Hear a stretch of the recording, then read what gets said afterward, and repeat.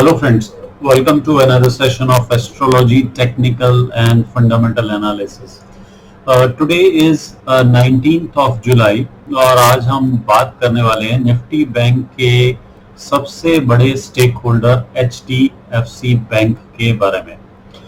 आज जिस मार्केट के अंदर फॉल आई है और जिस तरीके से HDFC के बैड लोन्स की न्यूज है, आज HDFC 1466 का लो लगाकर 1471 के ऊपर क्लोज हुआ है। Is it a buy from here और अ सेल फ्रॉम हियर? क्या रहनी चाहिए एक इन्वेस्टर की स्ट्रेटेजी HDFC बैंक के लिए? इसके लिए हम पीछे चलते हैं कुछ समय पहले, जब कोरोना काल के अंदर HDFC 737 की लो लगाकर HDFC बैंक दोबारा चला था।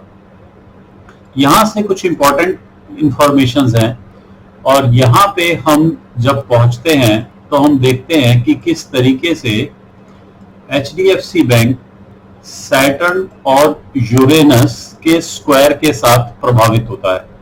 यहीं पर ही लगभग मार्स है और मार्स जिस समय के ऊपर इस पोजीशन को एक्टिवेट करता है सैटर्न और यूरेनस के स्क्वायर को, उसी समय के ऊपर हमारे को HDFC बैंक के अंदर एक पीक नजर आती है और इसके बाद ये एक फॉल आता है, जिस फॉल के अंदर हम देखते हैं कि मार्स की पोजीशन को, यूरेनस की पोजीशन को किस तरीके से एक्टिवेट होती है मार्स के द्वारा दोबारा।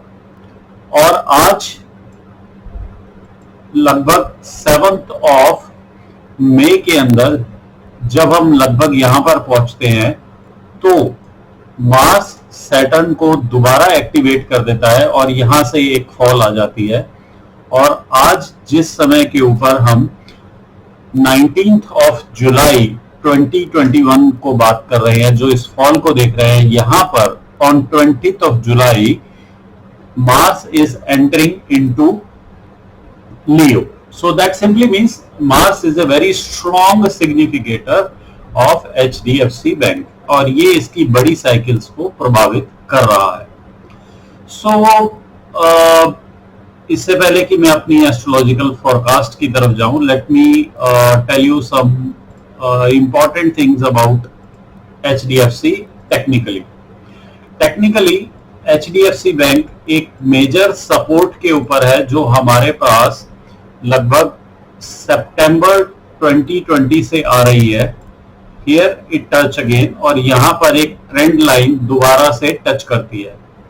और आज जब हम देख रहे हैं तो इस समय के ऊपर हमने ये देखा कि किस तरीके से 50 मूविंग एवरेज को क्रॉस करके, 20 मूविंग एवरेज को क्रॉस करके ये लगभग 100 मूविंग एवरेज के ऊपर रेस्ट कर रही है, which is a very very major position for any trade.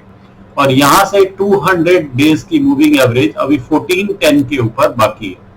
So that simply means कि ये जो फॉल है is a very decisive fall.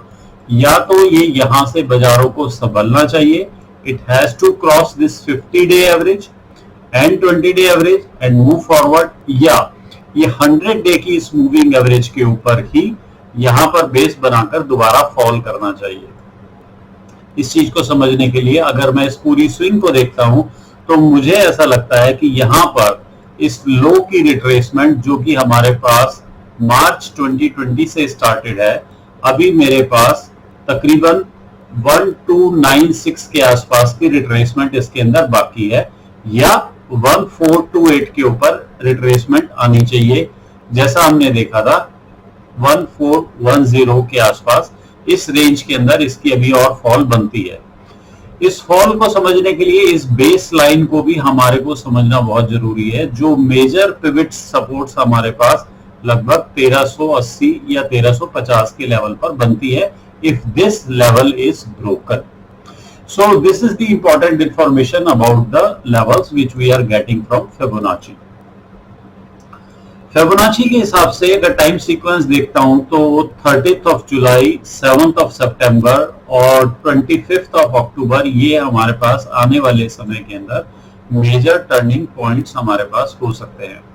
और एस्ट्रोलॉजिकल ग्राफ्स के हिसाब से अभी मेरे को इसके अंदर एक डाउन पोजीशन नजर आती है which is up to 7th of September। यानी कि जो हमारे पास सितंबर की बिगिनिंग है यानी कि end of July and whole of August, यहाँ पे अप डाउन मूवमेंट्स करता हुआ मे बी टेम्परेरी शायद ये इसको रिट्रेस करे, but majorly astrological cycles are very weak for HDFC bank. और HDFC बैंक की अगर मैं सीजनल टेंडेंसीज भी देखता हूं तो सीजनल टेंडेंसीज भी मुझे लो की तरफ इशारा करती हैं। So when seasonal tendencies are low, when astrological graphs are low, then we can safely assume कि हमारे पास एक डाउन ट्रेंड इज पॉसिबल। और इस डाउन ट्रेंड को खेलने के लिए हमें क्या करना चाहिए? Simply we should now, since it is one of the major accumulator or major stakeholder of Nifty Bank and all the big houses are very bullish about it, so हमारे को क्या करना चाहिए? हमारे को इसको dips के ऊपर buy करना चाहिए whenever we have a strong dip. So another dip which we are looking for is 1410 or 1428।